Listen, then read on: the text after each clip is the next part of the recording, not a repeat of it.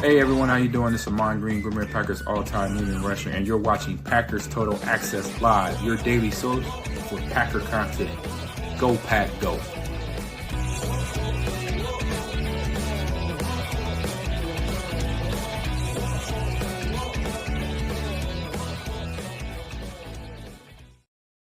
What's up, guys? Welcome into Good Morning Lambo. My name is Clayton. You can check us out on Packernet.com. Find me on Twitter at Packers_access. You can email us, PackersTotalAccess@gmail.com. You can text us, 865-658-5824. Join alongside Tim in Green Bay, here to talk some Green Bay Packers. We're going to continue to turn the page towards the Minnesota Vikings game, but we've got to hit on a couple other topics before we get to that point here, probably in the second half of the show. I know the chat's already filling in. Appreciate everybody joining us here on this glorious December 27th as everybody's recovering from Christmas and getting prepared for New Year's, man. I sent Tim and the guys a picture of Lincoln, my German Shepherd, on the couch, but he's just wore out. He's had enough of this. He's like, there's too many people coming and going, and there's too much food that I can't have sitting on the counter. You know what I mean? Like, it's driving him crazy. So, oh, man, Link is out of there. I just saw the picture. Yeah, bro. He is over the holidays. I love it, too. So, Tim, I know the chat's already lighting up here. We got a super chat. King Tron says, kicking off the day with the first super chat. Go, Pat, go. Appreciate you, Tron. He went on to say, can't wait to watch Green Bay walk into the Vikings house and kick some teeth in. This stage is set, Tim, to be one of the best games of the season. You know, we kind of thought maybe the Houston game seemed like preseason. Everybody's like, man, that Houston Packers game is going to be lit, right? Yeah. And obviously, Houston's kind of underperformed, I think, in most people's eyes. C.J. Stroud took a step back this year. And then you get a little later in the year, and it's like, holy cow, man, the Vikings are, a top 3 team. Some would say they're the best team in the league, and it really is. It's hard to argue with that, seeing how banged up the Detroit Lions are and how much help the Chiefs get from the refs. But that's a topic for another day. It's going to be a hell of a matchup, though. Up in Minneapolis, that place is going to be so freaking loud. Yeah. And we went through this last year, though, man. You remember New Year's Eve? We went up there and did kick their teeth in. So it's going to be exciting to see how the Packers show up. Man, how are we feeling about this game before we dive into all the Packers news here? I'm feeling like I hope Matt's got him inside the Hudson Center, and, we're blasting the music, pumping in the crowd noise, getting ready for that environment, because you're absolutely right, man. This is going to be a close game. And I think the Packers, unlike the last time we played the Vikings, I think we'll play 4 quarters of football this time. This is a different Packers team. In a lot of ways, it isn't a different Vikings team. They've been consistent throughout this season. So they are who we thought they were. And I think the Pack is going to get it done. It's going to be a close game. I'm field goal, McMoney game. Let's go. Yeah, definitely. And the last I checked, the Packers are still 1-point favorites, which typically means, you tack on the 3 for being the home team with Minnesota. You're looking at, somewhere between a 2 to 4 point game. I think you're right there in the ballpark, Tim. It's going to be, it's going to come down to a field goal for sure. Blake B in the chat says we kicked Minnesota's ass late in the season the last 3 years. It's a great point, Blake. And I tell you, Matt LaFleur has kind of had this history, at least up till this year, of getting off to a late start. And I truly believe it's not so much that it's a late start as it is a strong finish. And it's because Matt is a schemer. That dude, he can put a game plan together better than just about anyone in the league, right? Talking about Coach LaFleur. And I think the adjustments he makes going into the later half of the year, you could really, really see it on tape. It's all over the tape. Now, Adam Stenavich, the OC in Green Bay, made a comment, Tim, that kind of goes hand in hand with what you just said. Man, he went back and watched the tape and was like, it's hard to watch that first half because we made so many mental errors. And if you can erase 90% of those mental errors and then see that the Packers came back and still almost won that game, you really do like the chances for the Packers winning this game, man. Yeah, I really do, because, we know the rules, right? You can't turn the ball over repeatedly to a team like the Vikings or the Lions or the Kansas City referees, whatever. The Chiefs, that's their name. Sorry. You can't have turnovers against, top tier teams, because it's really difficult to think you're going to leave with a dub. But Packers continue to defy odds. We've seen them lose the middle 8, lose the turnover differential, win the ball game. We've seen it happen this year. If you think that's going to happen often, you're crazy, because it's not. So we got to go out there and play disciplined, fundamental ball and get the job done and not turn it over. Ground and pound, baby. Give that ball to the running backs, open up things in the passing game, and let's run out of Minneapolis with a squeak out a win, come back to Green Bay so we can kick the Bears' asses, Yeah, that's going to be interesting, too. The Bears are going to be looking to play spoiler, but boy, after that crap show last night, we're going to hit on that here in a minute, as it was just all over Twitter, man. What an absolute debacle Chicago is. And you guys have heard me this year going into the season. I was like, listen, Caleb Williams is one of the most talented quarterbacks the league has ever drafted into the league. All right. His ability to make guys miss in the pocket and kind of make something out of nothing and throw on the run. To me, he's more accurate when he throws on the run than he is when his feet are set. So you got all these tools, but again, the knock was, is he going to be a leader? Because it's kind of felt like it's all about him. It's all about him. It's all about him. You've seen that last night, especially in the presser. And when you talk about the clock management, again, we'll hit on it here in a little bit. We'll kind of stick on with the Vikings for a second. We'll drift off into that, and then we'll come back to the Vikings to wrap the show up. But, it was Matt Eberflus's fault with that clock management on Thanksgiving. So they fired him, right? Or I'm sorry, they fired Shane Waldron. It was Shane Waldron's fault at first. And then, so they get rid of Shane Waldron. It was his fault. Then it was Matt Eberflus's fault for the clock management in Detroit, right, on Thanksgiving. And now it's all of a sudden, what's his name? Thomas Brown, I think is his name. Now it's his fault. Well, that's the clock. Guys, there's one common denominator here, and it's Caleb Williams. Yeah. And again, he's a rookie. It's going to take time, but it's just a perfect example of him not understanding the situation and trying to not just, get to the line in a hurry and all that, but then trying to change the play in Detroit when there's no time to change the play. He's the one who burned that precious time off the clock. And then last night with them refusing to call a timeout and then immediately calling a timeout with the clock already stopped, the very next play was just, I have never seen that before. It was mind-boggling. But anyway, Ron Sample says stadiums get quiet when the Pack gets up by 10. It's a great point, Ron. You want to take that crowd out of the game as soon as possible. And we know Minnesota fans are as fair weather as they come. Most of them. There's some good ones out there. Don't get me wrong. But you've got to quiet that crowd quick. Now, there's two ways to look at this, Tim. Last year, the crowd was a non-factor when the Packers were up there on New Year's Eve, right? But earlier this year in Detroit, the Packers really struggled with the silent count. So hopefully they've gotten that cleaned up. We went into Seattle, and you would love to use that as a gauge, but hell, it felt like there was more Packer fans in Seattle than there was Lambeau Seattle West, baby, Lambeau West. So I think that's the biggest thing for me is how is this offensive line going to minimize mental mistakes with that crowd? That's going to be one of the keys to this game. So I agree. It's also one of those games that I feel like I go against my gut, where it's, hey, if we win the toss, let's defer to the second half. I don't think we do that. I think we take the ball in Minneapolis, go down the field and put 7 on the board right away. Yeah. Just like we did in New Orleans, So yeah, and it does, listen, it's give and take there. You guys know I'm team defer. I would rather defer.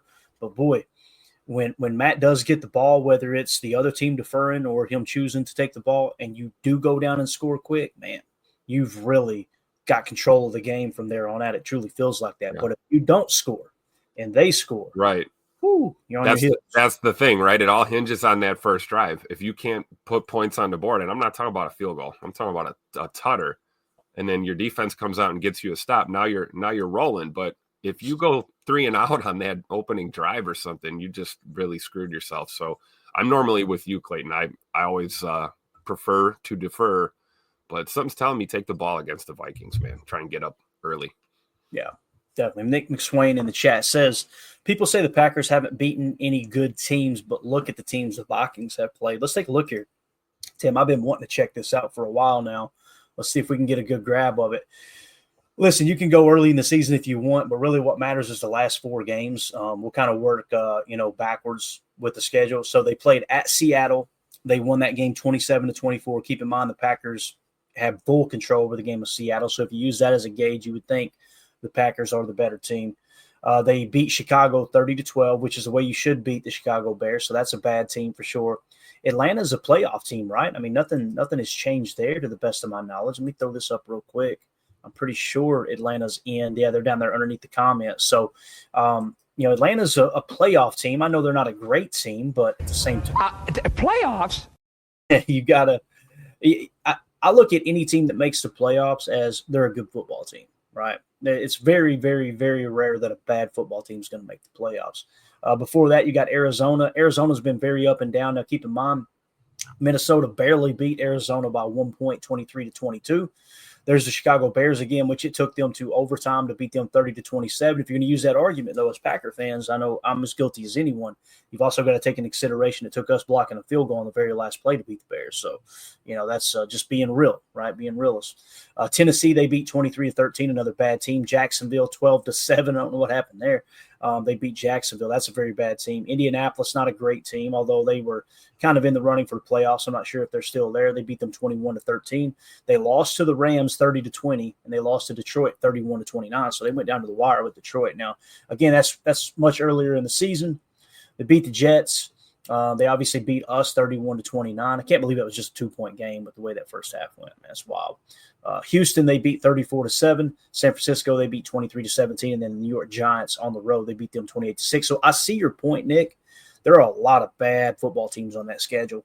But I am going to take into consideration, too, though, if you were to say, okay, what were their best wins? Seattle is a borderline playoff team, right? They beat them 27-24 on the road. Atlanta is a playoff team as it sits right now. They beat them 42-21, right? And Arizona just got eliminated last week. They beat them 23-22. So to me, if that Atlanta-Seattle game there, Tim, those are two pretty good football teams, right? I mean, I'm not looking at those as like horrible teams. No, they're not like Chicago Bear, New York Giant bad. But they're not great. I wouldn't call them great temes. But yeah, you're right. They're a team you can't take for granted, and you get a dub. It's a legit win. I would agree. And to Nick's point, I think what he's saying is if you compare our schedule to theirs, I mean, it's not like they're playing a bunch of world beaters and we're playing a bunch of scrubs. That's not the case at all. It's kind of pretty even in my opinion. So, I agree. All right, let's see here. Joseph in the chat says, "What's the chance that Watson plays?" Man, it's tough because obviously he did not practice. It is a bruise. There's no structural damage. The MRI came back clean. Matt LaFleur said it's possible that he could play. Right? If I had to put a percentage on it, Joseph, and I know this is a very boring stance, I would say 50% chance, 50-50 that he plays. Now, how important is it that you beat the Vikings? That's the real question, right? Maybe we should queue up the playoff simulator, Tim. I think I'll get that ready, and let's just kind of see how aggressive should you be with your roster to get people like Jair and people like Christian Watson on the field if they're maybe not 100%, right? Yeah, absolutely. Let's see what you're gonna have to handcuff Christian Watson to the bench if you don't want him on the field. I'll tell you that guy's gonna want to go. Yeah. But I would agree. I think it's probably a coin flip at this point, right? Like we'll see. We've got they practice today, travel day tomorrow. So we'll see how today goes, right? So let's kind of see what's on the line here, guys. Let's go worst case scenario real quick. It's funny, too. This was not in the show notes. I'm going to change everything around, but the chat controls the show always. So we're calling it audible. Let's go. That's right. Let's see. Playoff. We'll go playoff simulation here. Playoffs? Don't talk about it. Playoffs? You kidding me? Playoffs? I just hope we can win a game. Another game. All right. So let's walk through the games that actually matter here. If you focus at the top of the screen, let's pick these teams. Obviously, Seattle beats the Bears last night. Those have already been decided. So let's say that the Rams, who are 9-6, and the Cardinals are already eliminated, let's say the Rams win that game. All right. Let's say that Tampa beats Carolina. Let's say that New Orleans beats the Raiders, which I don't think it really matters. Let's say Philly beats Dallas. And that'll bring us to, let's go ahead and fast forward after our game and say that who would we rather not win here, Tim, Atlanta or Washington? This is tough. Washington's a 7 seed. Atlanta is currently out of the playoffs. So that playoff picture was before last night's games. So I think we want Atlanta more than we want Tampa Bay in the playoffs as far as like a matchup. Okay. So I guess so let's say you want the Falcons to win, right? Win and I'm thinking, maybe? I'm thinking worst case scenario for the playoff situation here, whether the Packers should get aggressive trying to start all their guys, like trying to rush them back from injury. So if Washington's a 7 seed, Atlanta's currently out. Let's just say Washington. Washington wins. Okay? Yeah.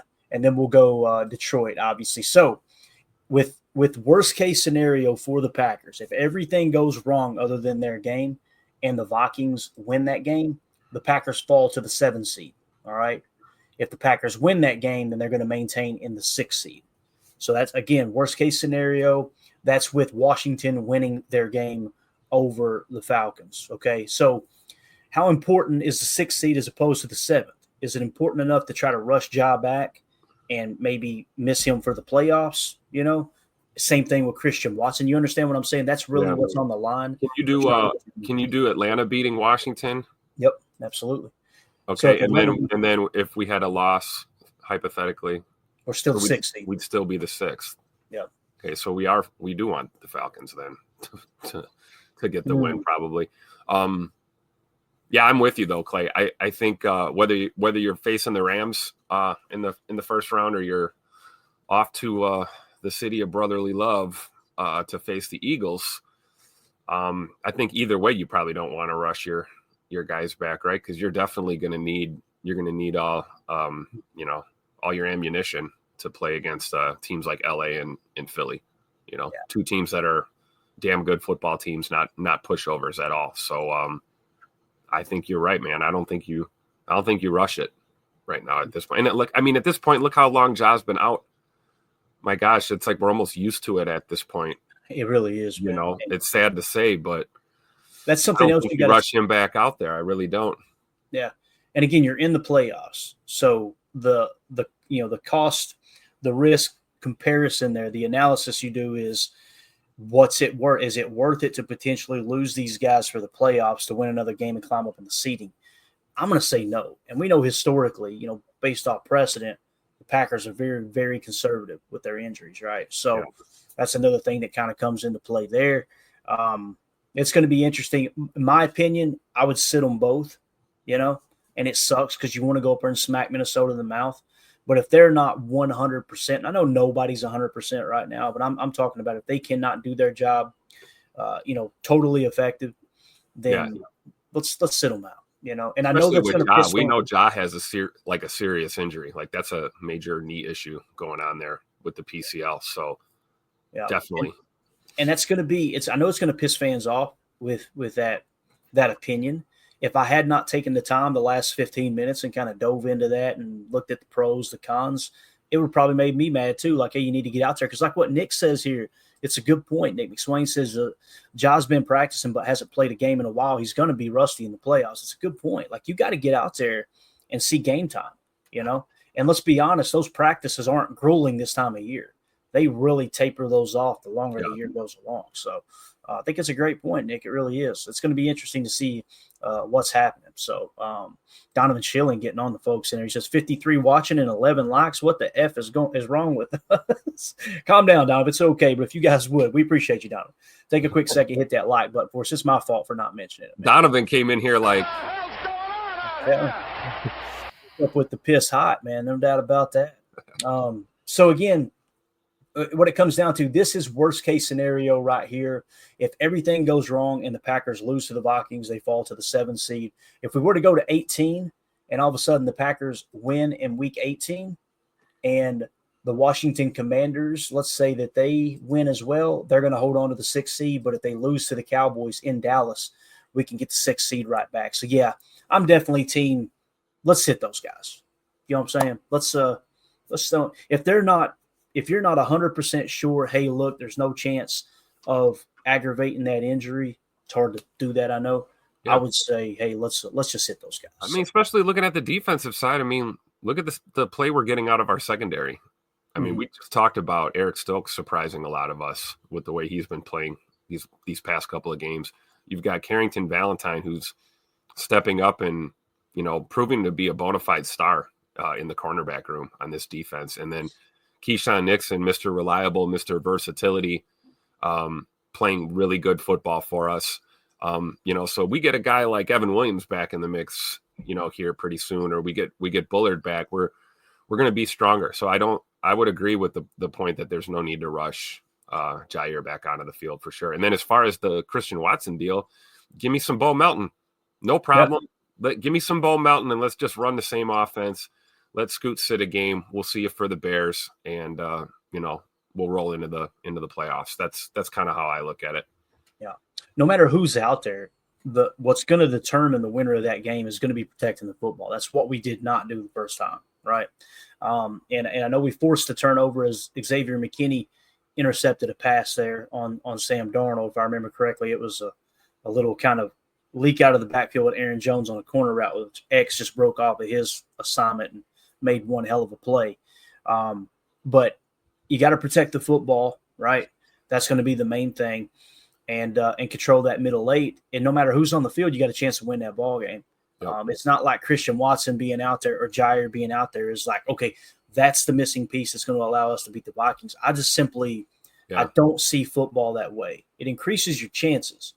But this thought that one player is, oh man, that's going to make all the difference. Not on a team like the Packers, like this Packers team. Other teams, right? Maybe they miss a top tier receiver. It might throw everything out of whack for them. But this Packers team is young and has depth in the receiver room. That's no secret, right? Yeah, no doubt, man. So we got to be careful with this. Obviously, this is a telecast, but I want to play the audio for you guys. If you could throw me something up here real quick, Tim, just to cover the screen so the AI doesn't trigger a copyright. Obviously, this was on the Thursday Night Prime game last night. Doesn't matter which one it is either. I put a tweet out. So I said, the Chicago Bears down by 3, less than a minute, let 20 seconds run off the clock. Rush the play only for the pass to fall incomplete. Then let the play clock run down and burn a timeout. Literally lose 4 plays on the potential game-winning drive. This organization is so damn bad. Listen to Al Michaels and Kirk Herbstreit respond to this.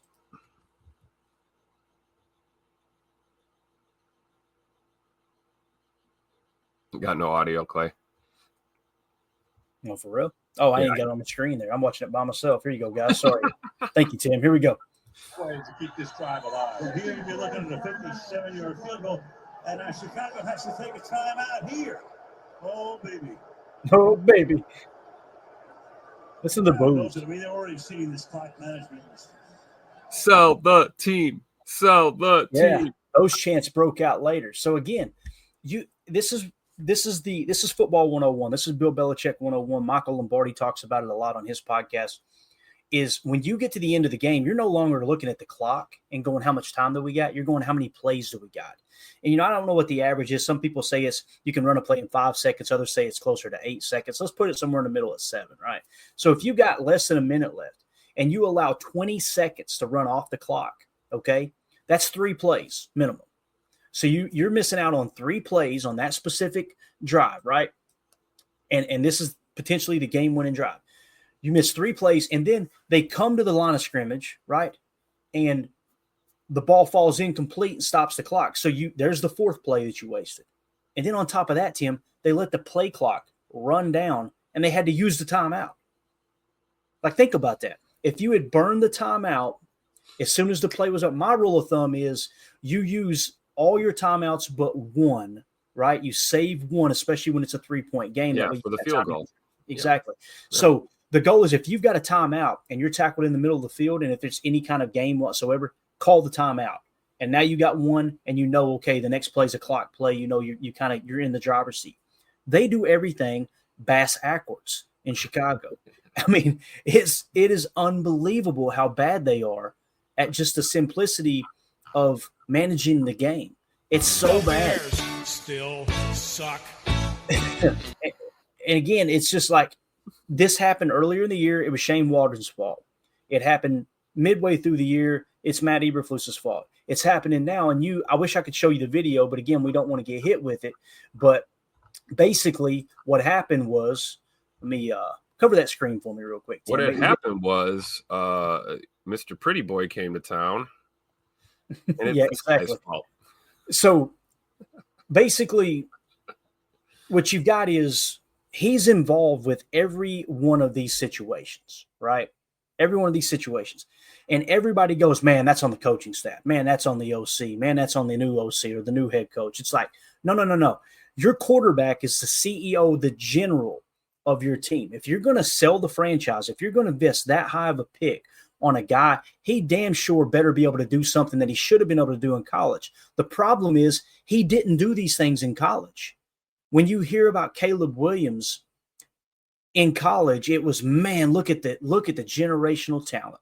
Look at the ability for him to scramble around and throw on the run. All those things are great, but you never heard of him going, wow, that was a high football IQ play right there. It's just constantly something around him where, we talk about the sacks. We talk about the offensive line, how bad they are. Guys, he is holding the ball. It's one read. Let me dance around for 6 seconds, then take the sack. It's, well, this offensive line's bad. The offensive line is bad. Don't get me wrong. But I promise these coaches aren't telling him, hey, listen, bub, let's just force the ball down the field. And what's crazy is you don't see him throwing the ball down the field either. It's either throw a smoke route or run around like a chicken with your head cut off. It's just unbelievable. I mean, seriously, it's wild. So the other part of this, keep that up for me a second. The Bears got booed off the field. That was their final home game of the season. And I'm saying this because we're over here as Packer fans at times complaining about, man, we only won by 34 points. You know what I'm saying? You got to put things into perspective sometimes, right?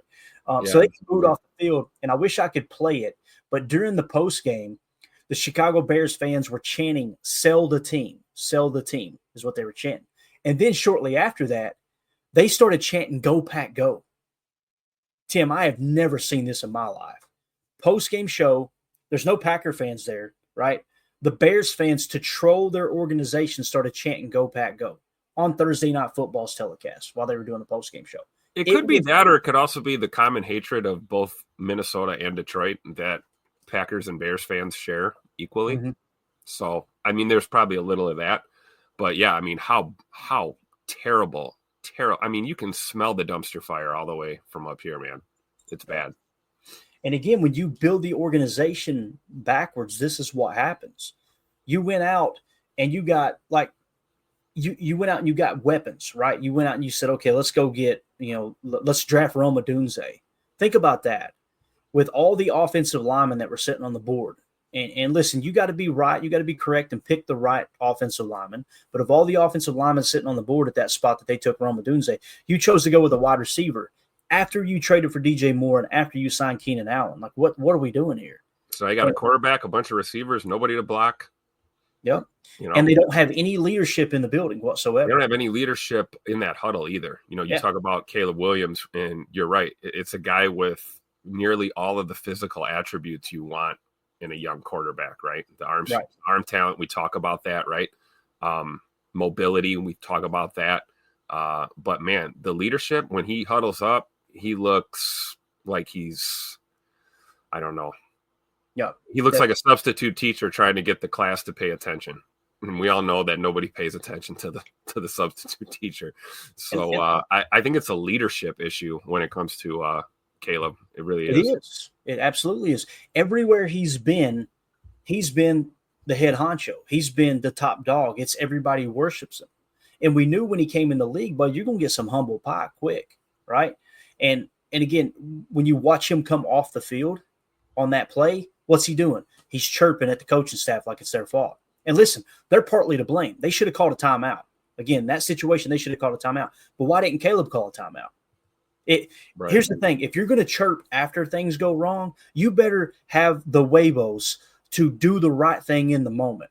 Don't complain afterwards like, okay, well, I should have called a timeout, but this is your fault. I'm telling you, man. And he's young. He's got a chance to fix that next year. Sure. But right now, we're seeing exactly what we've seen in college. It's let me go find my mom, crawl into her arms, and cry because things went wrong. And again, it's not that he's sensitive is why I'm knocking him here. You got to understand me.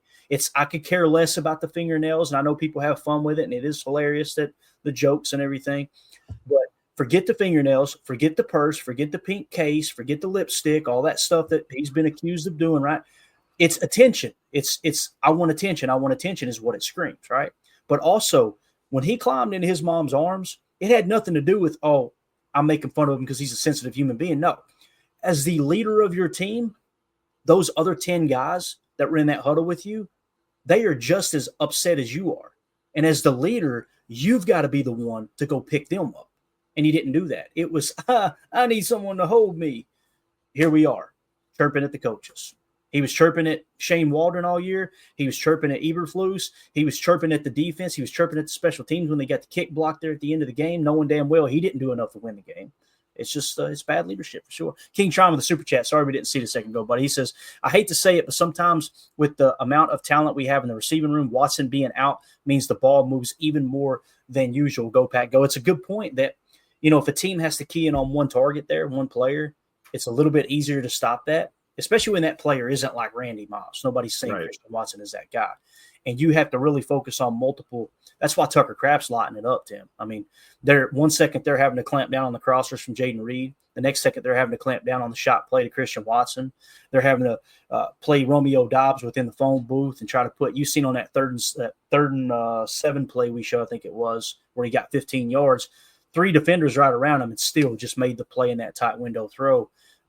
When you got to focus on all 3 or 4 of those targets, man, it's absolutely huge. So, King Tron, thank you for the super chat, bud. We appreciate you. Yep. Sticking with the Bears here again, I just wanted to hit on it because it's not, hey, let's get on here and make fun of the Bears. I try not to like run a show like that. We'll have our fun with it. Don't get me wrong, but there's something to be learned. Like, what went wrong with this organization? There's no leadership at the top. There's none. And you say, okay, Clayton, why does the Green Bay Packers have so much success? Mark Murphy, football guy, board of directors full of people like Leroy Butler and other guys that are football people, and they're making decisions together, trickling down to Brian Gutekunst, who got to work under Ted Thompson, who got to work under Ron Wolf, who got to work under Al Davis, right? And then head coach Matt LaFleur, who got to work under Sean McVay, who got to work under Kyle Shanahan, who got to work under Kubiak, who got to work under Papa Shanahan, right? You have football people just littered throughout the organization from the top down. Yep. And Chicago don't have anybody. They don't. They think we have a building full of people that hold each other accountable, and they don't point fingers. And if there's an issue, they try to work together to figure out a solution. And if there's anyone in that building that doesn't have that attitude, they're not around for long, and they're easily identified, and they're looking for a new job before you know it, because winning isn't everything. It's the only thing, Yeah. And again, man, it's one word. It's culture. Yep. People casual fans roll their eyes when they hear that. I'm telling you, man, it doesn't matter if it's a business, if it's a sports organization, whatever it is, a household, you've got to have culture. A marriage, you got to have culture. Yep. You got to have a culture of, hey, look, hell or high water, we got each other's back. That's right. Turning on each other. Otherwise, what the hell are you doing it for, right? Exactly. Why even be here? Why even do it? Right.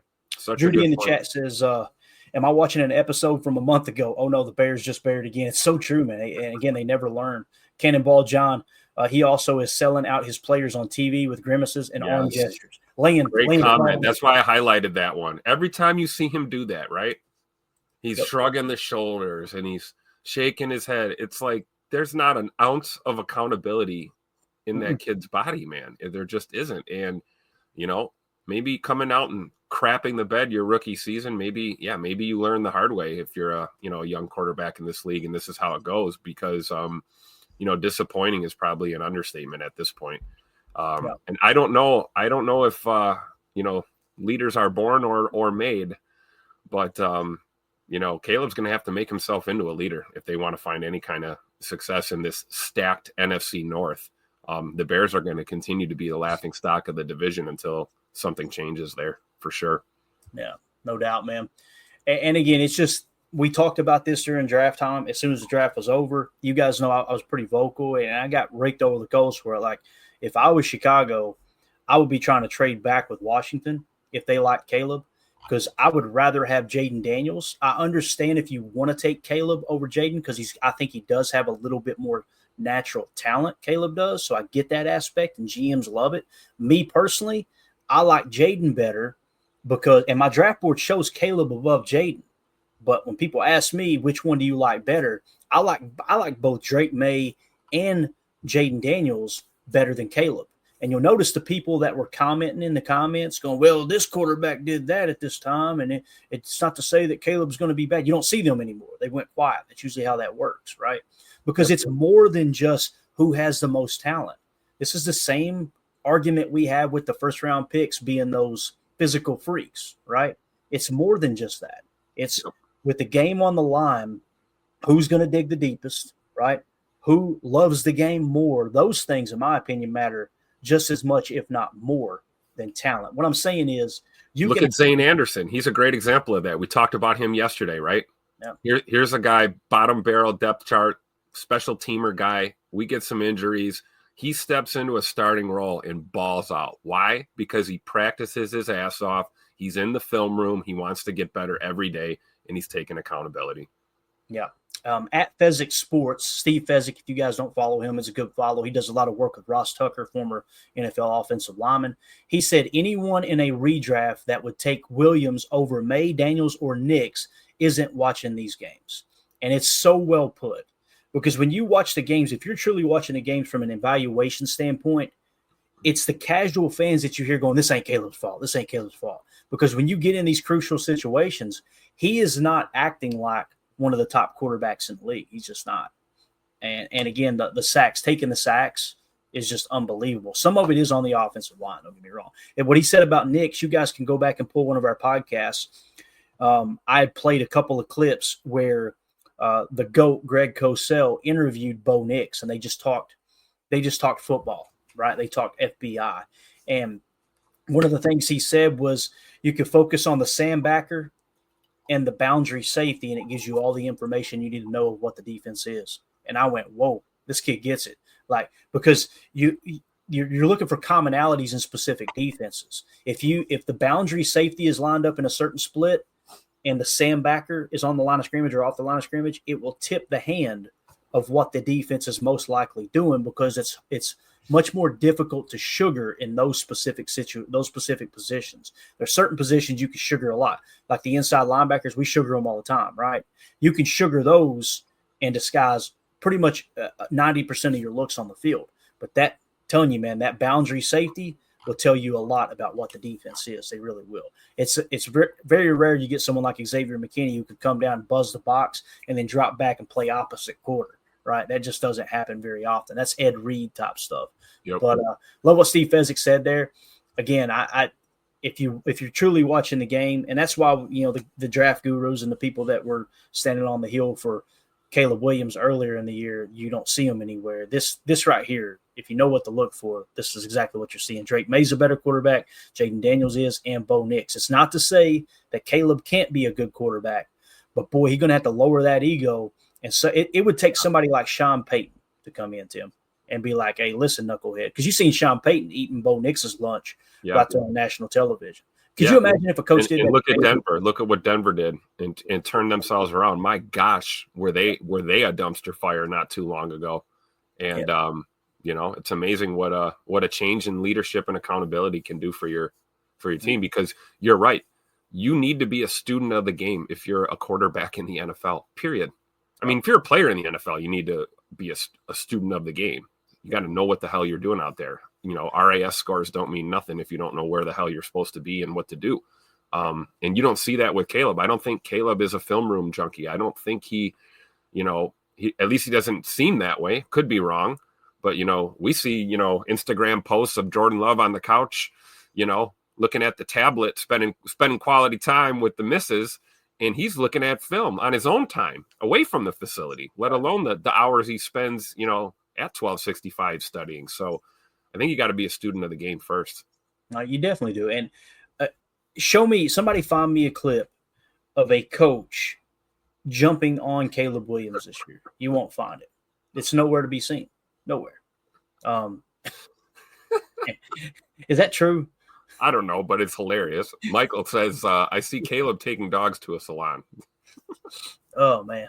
That wouldn't surprise me. So anyway, there was a lot of stuff. And again, I had to throw Michael Jordan into this tweet because you guys remember on Hard Knocks how the opening was the same intro they used for Michael Jordan, but they used it for Caleb Williams on Hard Knocks, like he's going to be the next Michael Jordan. And it's like, boy, oh boy, are y'all setting this kid up for failure? I just had to quote tweet this dude, and obviously MJ staring down at the tweet. This is what the guy said here. He follows that.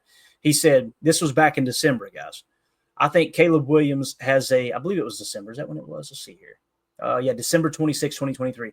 I think Caleb Williams has a legitimate shot to win MVP as a rookie on the Chicago Bears. There's talent around him, especially with the new OC. Bookmark it. Oh, we did. Receipts aplenty. Shane Waldron is the OC he's talking about, the one that got axed what feel like 6 months ago. Yep. So again, the receipts are aplenty. There's no doubt about it.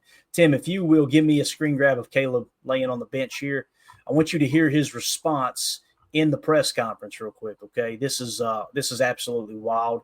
And I gave a translation here. I said, translation, they sucked before I got here. This isn't my fault. And I said, the signs were always there for Caleb not being a leader. The question is, can he change? As for year one, he failed the test. To be continued. Here's what he said in the presser last night after the game. Yeah, I've only been here for, it's my first year. So, their frustrations, go way longer back than I've been here.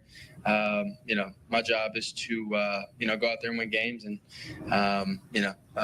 we don't focus on outside noise. The fans are. You just created outside noise. You don't even realize. Freaking bum, dude. You don't even realize. You're a bum, Caleb Williams. Again, listen to the comment. I'm going to play it again. Listen to the first comment. And then he says, we're not going to focus on outside noise. Listen to this. Yeah, I've only been here for, it's my first year. So, their frustrations, go way longer back than I've been here. My job is to, go out there and win games. And, we don't focus do your on job, noise. Caleb. The fans are, they're going to cheer and maybe boo sometimes. And, you can't react to that. It's not something that, we react to. We have a job to do. And, sometimes, you don't do so well on the job some days, and some days you're pretty consistent. Some days you play a great game. So again, here's the translation. They sucked before I got here. That's why they suck now. It has nothing to do with me. And, I don't care enough that the fans are booing. Sorry, it don't bother me. That's what I'm hearing, Tim. So I thought that was absolutely wild, man, that was his response. I'm curious to see him overreacting. What's the chat think about that? Because I looked at that like, what in the world did he just say? What did he just say? It seems like, yeah. Everybody agrees. Yeah. Listen to him answering the clock management question bad. I haven't even heard that one, Casey. I don't want to hear it, to be honest with you. J. Cole, that's not how you answer that question. Yeah. It's just wild, man. Again, I don't want to spend a whole lot of time on it, but this is like how to not run an organization 101. And that's why I felt like we needed to hit it this morning. And now we're going to get into like some Packers injury news. And don't forget, it's super interesting that he makes the comment about them being, a dumpster fire before he got there, because we all knew that he was trying to avoid the Bears like the plague when he was, being drafted. We're putting our draft boards together. He had made comments, first of all, we all know Caleb's a Packer fan, right? We know that. Unfortunately. We know that. We don't really want to claim him, but, deep down, he really loves him some Green Bay Packers. He did not want to be a Chicago Bear. So here's a guy who didn't want to get drafted by this team, got drafted by this team. They gave him a bunch of receivers. They gave him no linemen. And here he is pointing the finger. Yep. Kieran Forrest in the chat says, hey, Tim, I was watching the game last night, and that's what I was saying, that it doesn't seem like this kid is watching any tape of his play up to this point. And again, in college, Tim, he didn't have to. It's, hey, man, I'm just going to go out here and make a play. NFL is a different beast, boys. Yeah. I mean, 80% of the guys you played against in college are, they're working on their masters right now and, starting a career in another industry. They're not even playing ball anymore. Yep. You're playing the best of the best. The bottom barrel players in the NFL are light years ahead of any of these other guys you played against in college. And the old college try ain't going to work in the pros there, Caleb. I totally agree with Kieran right here for sure. I don't think he even knows what self-scouting is. I really don't. Could you imagine how he would respond if someone like Sean Payton or even Matt LaFleur, anyone, jumped down his throat because he made a bad decision? You think he's going to absorb that coaching? It's not going to happen. Yep. And I heard something. I think it's Lincoln Riley that coached him. I believe it was at Oklahoma. And then when Lincoln Riley went to USC, I could have the names mixed up. You guys confirm for me in here. Is it Lincoln Riley? I think it's Lincoln Riley at USC. And when he went to USC, Caleb said he wanted to come with him. And Lincoln Riley made a comment, something along the lines of, well, it's you're going to have to earn the scholarship or something like that. So it was almost like the way I took it at the time was that shade? Nah, maybe it wasn't. I just moved on. There was a comment that Lincoln Riley made, but I'm pretty sure that's who the coach is. Whoever the coach was that left, Caleb followed him to USC. Now, here's the thing. He won a Heisman the year before his final year in college, right? Okay, that's great. He won a Heisman. Did they win a championship? No. Got it. Okay, cool. And then you go to his last year in college, and it's okay. How did he do there? That video, it's my understanding that video of him crying in his mama's arms was them losing in the playoff or losing that got him eliminated from the playoffs. So that's how he responded to that, was someone hold me. It's a wild scene. Anyway, that's going to do it for hour one. We will see you guys on the other side over on the pod for hour two. We appreciate y'all.